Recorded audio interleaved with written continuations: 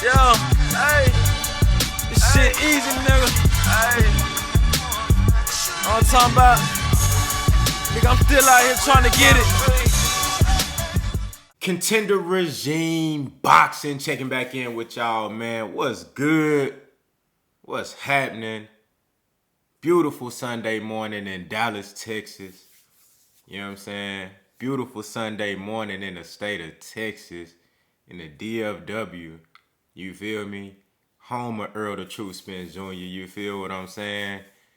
Man, I hope y'all doing well, man. Everybody that went to the fight last night, hope y'all really enjoyed yourselves and you know what I'm saying, made it back to y'all destination safe.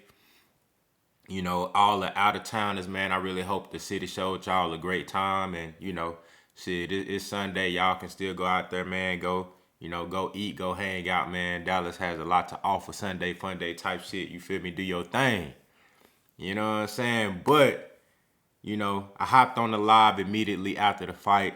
Did my post-fight reaction, man. We really chopped it up, man. Shout out to y'all for coming through on the live, bruh, on the immediate post-fight reaction, bruh. Y'all showed up. You know what I'm saying? We had a good time just recapping the fight, man. And salute to everybody that just came through and supported, bruh. I really appreciated that. You dig what I'm saying? You know, we had a good time. But I wanted to get back on here and just kind of, you know, touch on the fight a little bit more. But then also, you know, just put emphasis on a couple of things. And you see in the title, Errol the Truth Spence Jr. is a 15-round fighter. He is a 15-round fighter. Y'all know I've been saying this time after time after time. You have to hurt Errol Spence. And not only hurt him, you have to stop him in order for you to get a victory. You know, people feel like I'm being extremely biased or I'm discounting Terence Crawford because of how great and how skilled Terence Crawford is when I say that he only has a puncher's chance. You got to keep it in perspective. That's not me saying he's one of these, like, you know how you see a guy that's like Rolly Romero. When you look at Rolly Romero versus Tank Davis, you say, oh, he only has a puncher's chance because he's not very skilled. You know what I'm saying? And we know Tank is by far the superior fighter. But you can still say the same thing about a guy who's extremely skilled because styles make fights. You dig what I'm saying? There's no way that Terence Crawford is winning a decision on Errol Spence. If the fight go 12 rounds, he's not going to win a decision because if the fight went 12 rounds, that let me know that Errol Spence was strong throughout the fight. We know Terence Crawford got power. You know what I'm saying? So, and we know Terence Crawford is, in my opinion, he's the best finisher in boxing. So if he would have hurt Errol Spence in the fight, I think he gonna get him out of there. If he hurt Errol Spence bad enough, I think he getting him out of there. So if the fight go 12, what that mean? He didn't hurt Errol Spence. Or if he did, he didn't hurt him bad enough. And he didn't stop him. So that let me know Errol Spence was having his way in that motherfucker if it go 12. That's just how I see it, bro. And you also have the possibility of Errol stopping Terence Crawford. Do y'all really believe that? Now, of course, Terence Crawford is not Yordenis Ugas. Terence Crawford is more of a mover. He's more swift on his feet. Now, in recent fights, he has been a little bit more stationary. You know, being a sharpshooter, countering and letting guys, not doing a whole lot of moving like he did versus Victor Postol, but just kind of being patient and letting guys run into shots. But you see Errol Spence just fought in a very high-level counterpuncher in Yordenis Ugas. And what do counterpunchers want? What allows a counterpuncher to be a counterpuncher? What allows a counterpuncher to be at their best? An aggressive fighter like Errol Spence. So you see Errol Spence in there with a high-level counterpuncher giving him exactly what you think a counterpuncher would want. But that show you Errol Spence different. His pressure and aggressiveness is intelligent. He come with angles. The shit looked like Lomachenko low key. You know what I'm saying? The way he kept coming, boom, boom. He just get in the rhythm. He turned this way, boom, boom. You know what I'm saying? Pivot. Boom, you know what I'm saying? He got shit coming like You can't, it's like, what you gonna do about that? And the jab is constantly there, bro. If you can't hurt him, he gonna keep going. He going to the body, you know what I'm saying? Conditioning crazy. Can we really say that Terence Crawford gonna take that? Yordenis Ugas is one of the biggest welterweights, one of the biggest and strongest welterweights in the game. Never been stopped before either. Really good chin. Can we say that Terence Crawford can take that type of punishment for 12 rounds? You know what I'm saying? Now, like I said, Crawford is not Ugas. Ugas is not Crawford. Crawford gonna be moving a lot more, I believe. So I think that's the only game plan that they gonna have to have in order for him to beat Errol Spence. You know what I'm saying? I think they're gonna try to do a lot of boxing and moving and running, trying to get Earl to run into something crazy. And it's gonna be like I said, half chess match, half dog fight. At some point in that fight, Terence Crawford gonna get caught with some shit, and he gonna throw all that boxing shit out the window. He gonna try to sit there and fight with Earl, and that's why I think he gonna fuck up. Because I don't think nobody at welterweight can fuck with Errol Spence on the inside. Errol Spence is the best inside fighter at welterweight and arguably the best inside fighter in the sport of boxing. The way he's able to get chest to chest with your motherfucking ass, you know what I'm saying? And just rip off shots while positioning his head in a certain way where it's like, you know, it's hard for you to get shit off. And then he got his defense is so subtle and underrated. It's like the head movement is there. Ugas did land some good stuff. He landed some decent shots. You didn't really see a whole lot of clean shots land on Earl to his head outside of there was a right hand, the little grazing right hand that knocked his mouthpiece out. Then of course the free shot that he got on the ropes, some bullshit. We talked about that last night when Earl, because the ref did say stop. The ref said stop. So Earl, he thinking, oh, it's cool. I got a break. I'm going to go get my mouthpiece. And then the ref like, I never want to see Lawrence Cole. I never want to see that motherfucker ref another fight. He's terrible. I never want to see him again. Because he said stop. So Earl looking around for his mouthpiece. And then he said stop. But then he backed off and shit. Earl thinking he got a break. He finna go get his mouthpiece.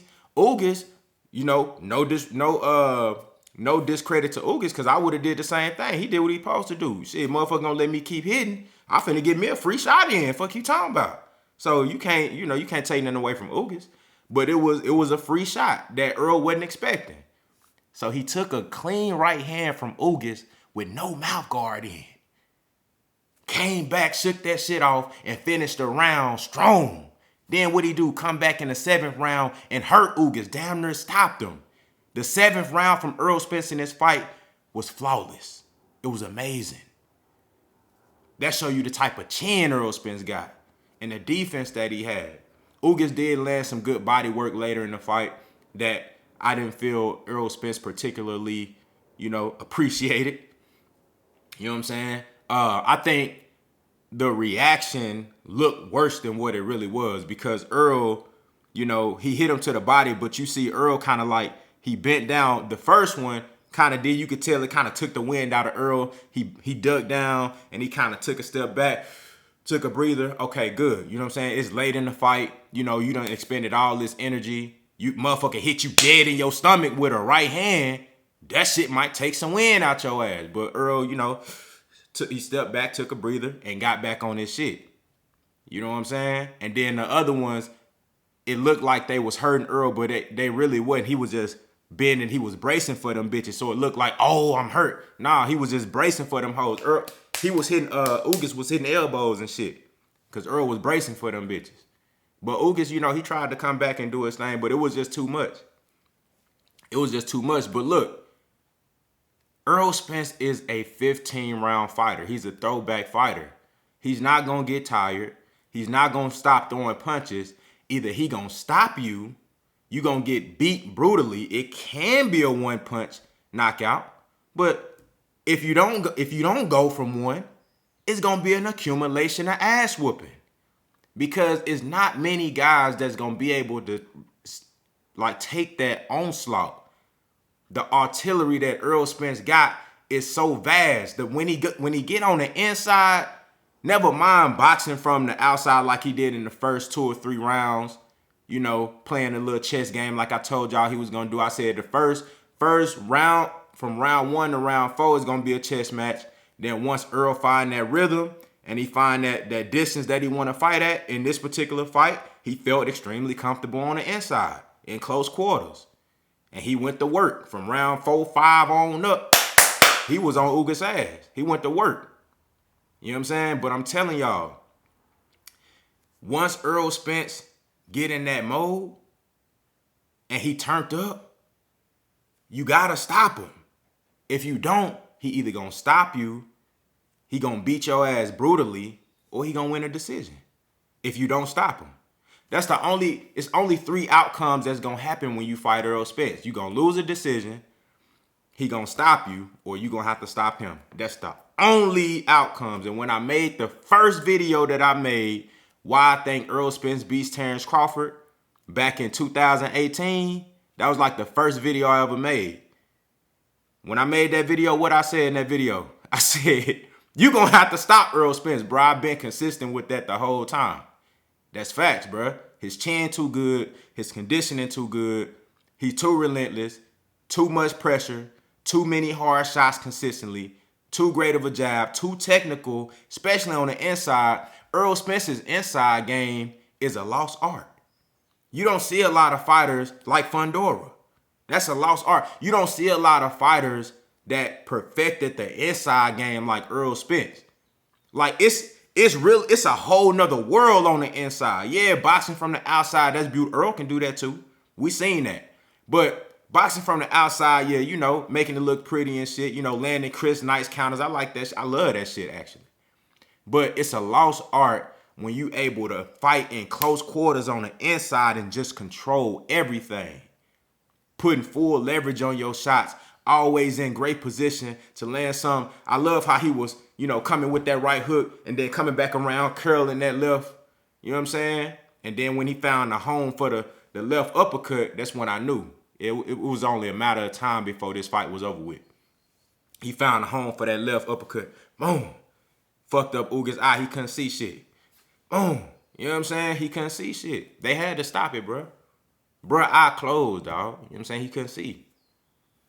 You feel me? But look, that Errol Spence and Terence Crawford fight gonna be something amazing, man. It's gonna be amazing. It's gonna be amazing. Terence Crawford is a great fighter, man. Excellent fighter. I love Terence Crawford. You know, I always root for Terence Crawford. Unless he in there with Errol Spence, it's a different story. You know what I'm saying? I just, you know, I just think I don't see Terence Crawford being able to deal with that, dog. Ugas is a big, strong motherfucker, man. Like, hard to break a guy like that. It's hard to break their will. And he was more, I think Ugas was more defensively responsible than Terence Crawford is. I think Ugas was more cautious defensively and had a better guard up than Terence Crawford. You don't really see Terence Crawford just shell up like that. Terence Crawford gonna fire back, which is why I think what I've been saying this whole time. The dog in Terence Crawford is what's gonna get him beat by Errol Spence.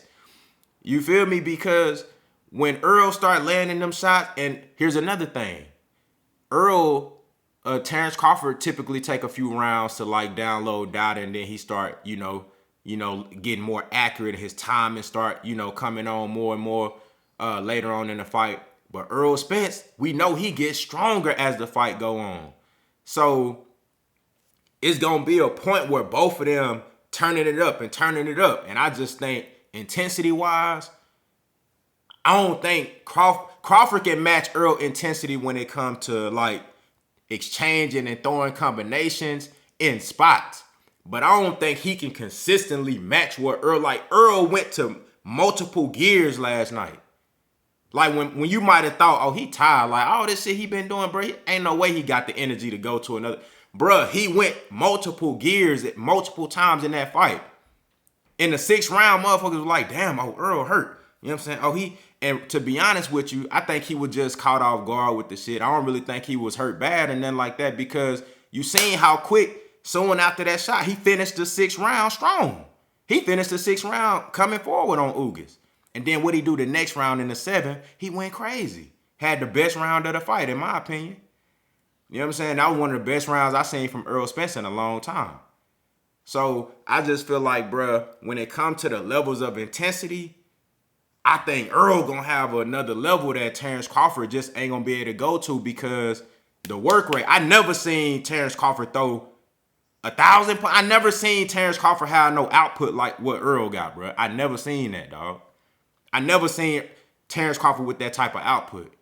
So if you telling me now Terence Crawford gonna all of a sudden be able to throw as many punches as Errol Spence and keep up with him with the output, it ain't gonna happen, bro. He gonna have to time Earl, run him into something crazy, and knock him out. And he can do it. Terence Crawford, I think Terence Crawford is the best finisher in boxing. He can do it. It's possible. But all I'm saying is that, bro, if he don't hurt Errol Spence, bro, there's no way he winning, dog. Errol Spence is a 15-round fighter, and he gonna throw punches and bunches, shit, to the motherfucking bell ring until your ass drop. You know what I'm saying? Like Earl told Floyd when they were sparring, he said, shit, we can go to somebody drop. Here you talking about we can go to somebody drop round this motherfucker, you feel me? So I can't wait, bro. I'm glad that, you know, Earl put the whole welterweight, he put the world on notice. He put Terence Crawford on notice. He said, look, I want that belt. I'm coming for your shit next. Big fact. And that is what it is. You know what I'm saying? And, you know, all these motherfuckers that got these narratives, we talked about that last night. You know, they going to change the narrative. You know, at first they said Errol Spence, he wasn't going to be the same. After the car accident, he can't take a punch. He go out there, Danny Garcia take a nice little solid shot. They change the narrative up. They say, oh, he can't get stoppages no more. You know what I'm saying? Come back after the eye injury, stop Yordenis Ugas. You know, a guy that never been stopped before, probably one of the biggest, strongest welterweights in the game. You know what I'm saying? And then they say, oh, Earl ducking Bud. He don't want no smoke. What Earl do? He said, I'm going to get these 3 belts on my side, and then I'm going to come take Terence Crawford shit. And he been sticking to the same shit. I just want to know what the narrative is now. What they gonna say now? What's the narrative is now?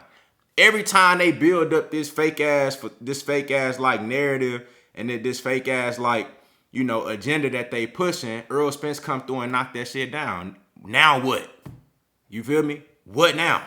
You know what I'm saying? So, but this ain't got nothing to do with, you know, Terence Crawford. Man, I'm ready. I'm ready for that fight. Terence Crawford, I know he gonna bring it. I know that shit gonna be lit. You feel me? I know Errol Spence gonna bring it. 2 killers, 2 dogs. You know what I'm saying? And somebody will gonna have to get broke in that fight. That's just what it is. Somebody will gonna have to get broke. You feel me? And I don't think Errol Spence will gonna be broke, bro. Like, look what he came back from, dog. Look at what that man been through. You think a fight? You think he's scared of a fight, bro? Look what that man been through, bro. Come on, man. You think a motherfucking fighter gonna break his will, bro? Fuck that, dog. Hell no. It ain't going like that. You know what I'm saying? I can't go like that. You dig what I'm saying? But you know, y'all let me know what y'all think, man, down in the comments. You know what I'm saying? This is just a little recap. I know the video is rather long. I apologize, man, but I had to get on here and say my piece. You know what I'm saying? I'm excited, man. Undisputed. The winner out of Terence Crawford and Errol Spence is the #1 pound-for-pound fighter on the planet. No debate. I don't want to hear shit. If it's Errol Spence, you know what I'm saying? You already know, much salute and kudos and credit. And the same thing for Terence Crawford. If he's able to beat Errol Spence, you got to respect it. You got to salute it. And I'm going to crown him as the #1 pound-for-pound fighter on the planet. No debate. You ain't going to hear no type of debate from me. Facts. That's just what it is. Whoever win that fight is the best fighter on the planet, bro. I don't want to hear shit about it. Y'all let me know what y'all think down in the comments, man. Contender regime boxing. I'll holler at y'all boys, man.